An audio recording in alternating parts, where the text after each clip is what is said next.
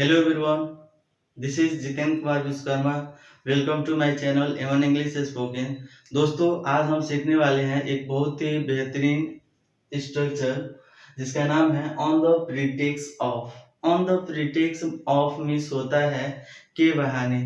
दोस्तों, हम अक्सर अपने दैनिक जीवन में ऐसे सेंटेंस का प्रयोग करते हैं कि मैं चाय पीने के बहाने उससे मिलने जाता हूँ, या वो किसी कार्य करने के बहाने यहाँ आता है, या इस तरह से बहुत सेंटेंस का प्रयोग करते हैं जिसमें हमको ये दर्शाना होता है कि के बहाने, यानी किसी कार्य को हम करते हैं और किसके बहाने, यानी उसमें कोई ना कोई एक रीजन आ जाता है।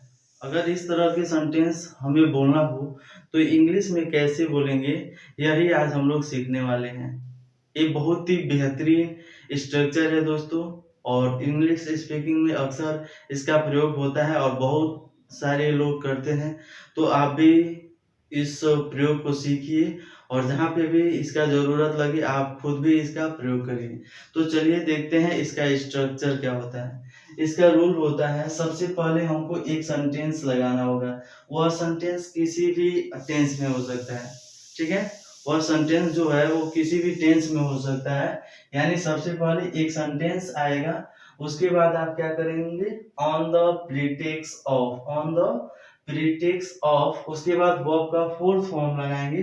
फोर्थ फॉर्म में क्या होता है, जिसमें आईएनजी लगा होता है, यानी वर्ब में आईएनजी जुड़ा होता है, उसको हम क्या करते हैं, फोर्थ फॉर्म करते हैं। उसके बाद हमको क्या करना होता है, ऑब्जेक्ट लगाना होता है। उसके बाद आप क्या करेंगे, अदर वर्ड लगाएंगे, यानी उसके बाद जो भी शब्द आते हैं या जो भी आएगा उसको रखेंगे, ठीक है। तो चलिए कुछ एग्जाम्पल के माध्यम से समझते हैं।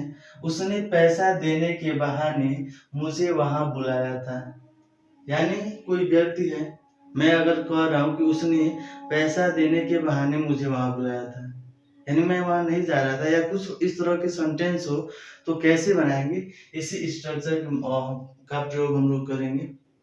तो इस तरह का सेंटेंस अगर इंग्लिश में बोलना हो तो इसी स्ट्रक्चर से हम बोलेंगे। जैसे देखिए हम कैसे बनाएंगे।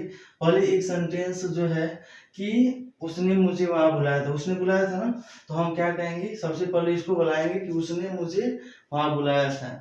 अब किस बहाने बुलाया था इसको हम बाद में रखेंगे। उसने मुझे वहां बुलाया था, तो क्या होगा, सबसे पहले हमको लिखना होगा, he had called me there।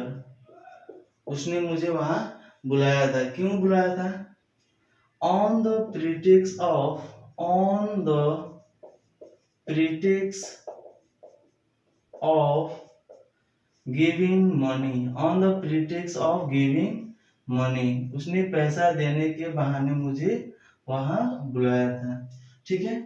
मैं वहां कुछ खरीदने के बहाने गया, मैं वहां कुछ खरीदने के बहाने गया। तो पास्ट इंडेफिनिट में है, सबसे पहले सब्जेक्ट हो गया आई, उसके बाद हम क्या करेंगे, वेंट लगाएंगे।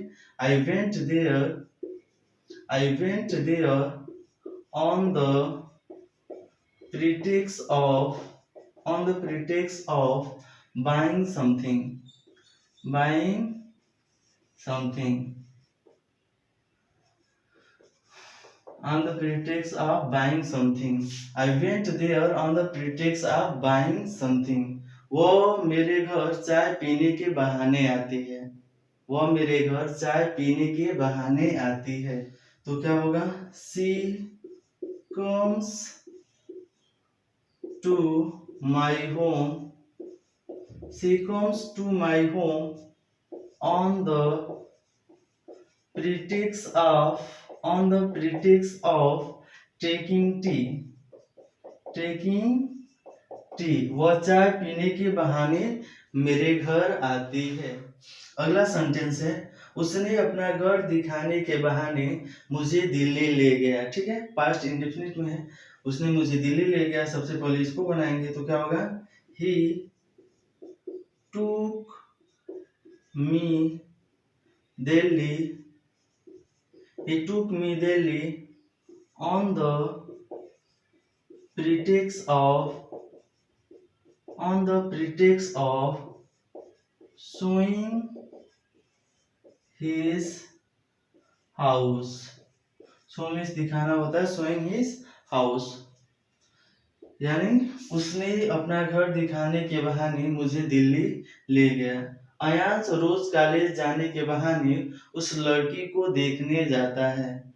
अयांश रोज कॉलेज जाने के बहाने उस लड़की को देखने जाता है। तो कैसे बनाएंगे? देखने जाता है प्रेजेंट इंडेफिनिट में है, तो क्या होगा? Ayansh Ayansh goes to see that girl on the pretext of going to college। Ayansh रोज कॉलेज जाने के बहाने उस लड़की को देखने जाता है। Ayansh goes to see that girl on the pretext of going to college। इसी बहाने हम चाय भी पी लेंगे।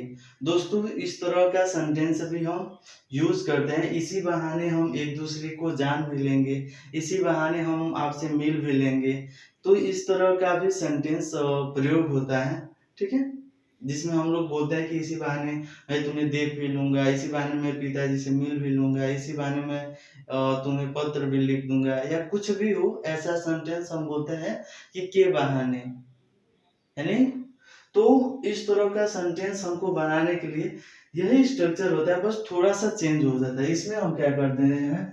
ऑन दिस प्रीटेक्स्ट, यानी इस बहाने, ऑन दिस, यानी इसमें हम दिस लगा देते हैं। ऑन दिस प्रीटेक्स्ट, यानी इस बहाने। अब जो भी सेंटेंस हो, यानी इस वाले सेंटेंस को लास्ट में जो सेंटेंस आएगा उसको रख लेंगे। जैसे यहाँ है, इसी बहाने हम भी चाय पी लेंगे। तो सबसे पहले हम क्या करेंगे? ऑन दिस प्रीटेक्स्ट, सबसे पहले ये आपका हो गया ऑन दिस प्रीटेक्स्ट। अब क्या कर लेंगे? हम भी चाय पी लेंगे, तो क्या होगा? We will also take tea. देखिए यहाँ पे वी के साथ हम विल लगाए हैं, आई और वी के साथ सेल लगता है, ठीक है। लेकिन अगर वाक्य में जोर दिया जाता है, वहां पे हम वी के साथ हम क्या करेंगे? विल लगा देंगे। तो यहाँ पे भी आप विल लगा सकते हैं, सेल भी लगा सकते हैं। स्पीकिंग में तो मतलब आप विल लगा सकते हैं, कोई प्रॉब्लम नहीं है, क्योंकि अब जो है आई और विल के साथ कोई जरूरी नहीं है कि आप सेल ही लगाएंगे। स्पीकिंग में विल का प्रयोग हो रहा है, आप भी विल का प्रयोग कर सकते हैं, कोई प्रॉब्लम नहीं है। इसी बहाने हम एक दूसरे को जान भी लेंगे। तो क्या होगा? On this pretext we will get to know each other।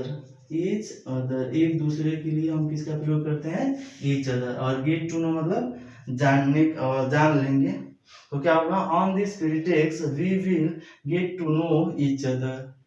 इसी बहाने हम एक दूसरे को जान भी लेंगे। तो इस तरह से हम क्या करते हैं? ऑन द प्रीटेक्स्ट का प्रयोग करते हैं। और इंग्लिश स्पीकिंग में इसका बहुत ज़्यादा प्रयोग होता है, तो आप भी इसका प्रयोग सीखिए और अधिक से अधिक बोलने का प्रयास करिए।